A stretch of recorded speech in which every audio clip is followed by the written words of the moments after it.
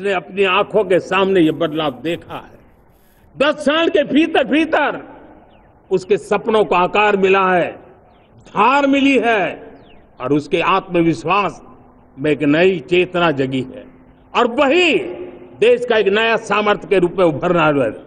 आज विश्व भर में भारत की साख बढ़ी है, भारत के प्रति देखने का नजरिया बदला है। आज विश्व में युवाओं के लिए संभावनाओं के द्वार खुले हैं, रोजगार के अनगिनत नए अवसर जो शायद आजादी के इतने सालों के बाद भी नहीं आए थे, वो आज उनके दरवाजे पर दस्तक दे रहे हैं। संभावनाएं बढ़ती गई हैं, नए मौके बन रहे हैं। मेरे देश के युवाओं को अब धीरे धीरे चलने का इरादा नहीं है। मेरा देश का नौजवान इंक्रीमेंटल प्रगति में विश्वास नहीं करता।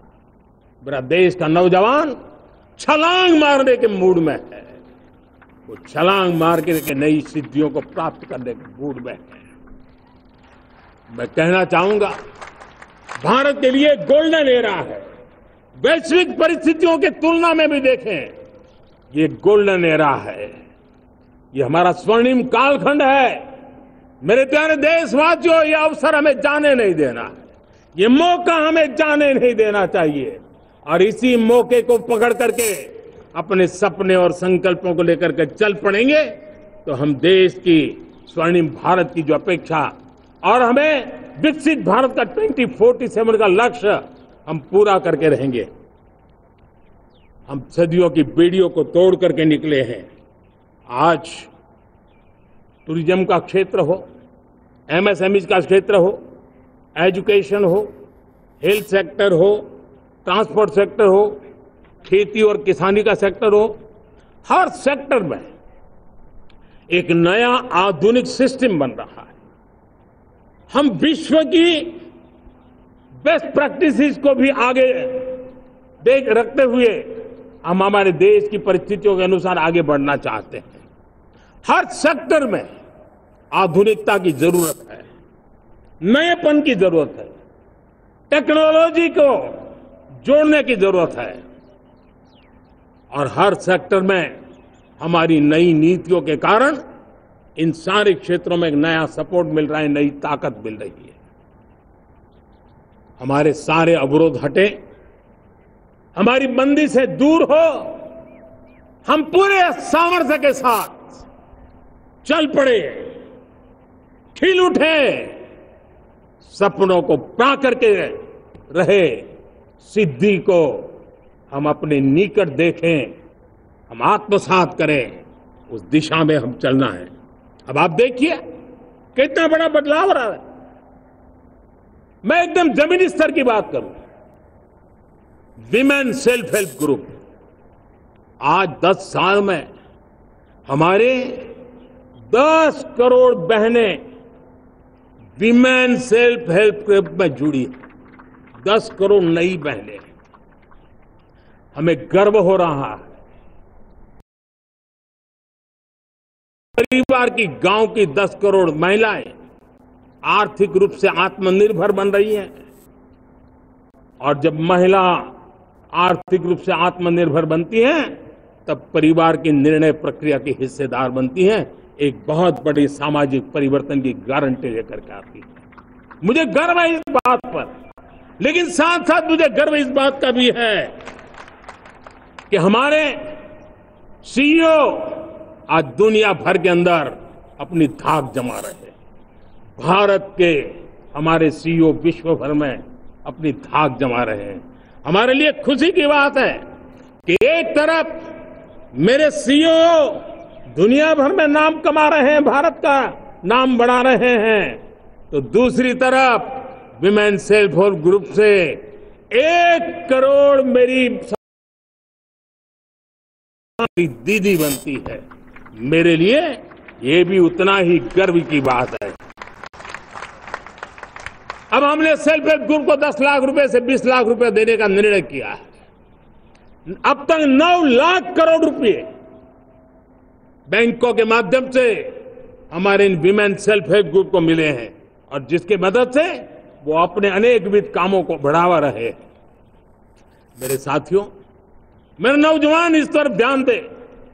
स्पेस सेक्टर एक फ्यूचर है हमारे साथ जुड़ा हुआ, एक महत्वपूर्ण पहलू है। हम उस पर भी बल दे रहे हैं। हमने स्पेस सेक्टर में बहुत रिफॉर्म किए हैं। जिन बंधनों में हमने स्पेस सेक्टर को बांध के रखा था, उसे हमने खोल दिया है। आज सैकड़ों स्टार्टअप्स स्पेस के सेक्टर में आ रहे हैं। वाइब्रेंट बनता जाता हमारा स्पेस सेक्टर भारत को एक शक्तिशाली राष्ट्र बनाने का एक महत्वपूर्ण अंग है और हम इसको दूर की सोच के साथ मजबूती दे रहे हैं। आज private satellite, private rocket launch हो रहे हैं। ये गर्व की बात है। आज मैं कह सकता हूं, जब नीति सही होती है, नियत सही होती है और पूर्ण समर्पण से राष्ट्र का कल्याण यही मंत्र होता है, तो निश्चित परिणाम हम प्राप्त करके रहते हैं। मेरे प्यारे देशवासियों, आज देश में नए अवसर बने, तब मैं कह सकता हूं दो चीजें और हुई जिसने विकास को एक गति दी है, विकास को एक नई छलांग दी है। और ये है, पहला है आधुनिक इंफ्रास्ट्रक्चर का निर्माण। हमने इंफ्रास्ट्रक्चर को आधुनिक बनाने की दिशा में बहुत बड़े कदम उठाए हैं। और दूसरी तरफ सामान्य मानवीय के जीवन में जो बाधाएं हैं, ईज ऑफ लिविंग का हमारा जो सपना है, उस पर भी हमने उतना ही बल दिया है। पिछले एक दशक में अभूतपूर्व इंफ्रास्ट्रक्चर का विकास हुआ है। रेल हो, रोड हो, एयरपोर्ट हो, पोर्ट हो, ब्रॉडबैंड कनेक्टिविटी हो, गांव गांव नए स्कूल बनाने की बात हो, जंगलों में स्कूल बनाने की बात हो, दूर सुदूर इलाकों में अस्पताल बनाने की बात हो, आरोग्य मंदिर बनाने की बात हो, मेडिकल कॉलेजों का काम हो, आयुष्मान आरोग्य मंदिरों का निर्माण चलता हो, 60,000 से ज्यादा अमृत सरोवर बने हो, 2 लाख पंचायतों तक ऑप्टिकल फाइबर नेटवर्क पहुंचा हो, नहरों का एक बहुत बड़ा जाल बिछाया जा रहा हो, 4 करोड़ पक्के घर बनना, गरीबों को एक नया आश्रय मिलना, 3 करोड़ नए घर बनाने के संकल्प के साथ आगे बढ़ने की हमारी कोशिश हो। हमारा पूर्वी भारत, नॉर्थ ईस्ट, उसका इलाका आज इंफ्रास्ट्रक्चर के लिए जाने जाना लगा है। और हमने ये जो कायाकल्प किया है, उसका सबसे बड़ा लाभ समाज के उन वर्गों तक हम पहुंचे हैं। जो ग्रामीण सड़कें वहां बनी है जिनकी तरफ कोई देखता नहीं था, जिस इलाकों को नहीं देखता था, जिन गांवों को नहीं देखता था, दलित हो, पीड़ित हो, शोषित हो, वंचित हो, पिछड़े हो, आदिवासी हो, जंगल में रहने वाले हो, दूर सुदूर पहाड़ों में रहने वाले हो, सीमावर्ती स्थान पर रहने वाले हो, हमने उनकी आवश्यकता की पूर्ति की है।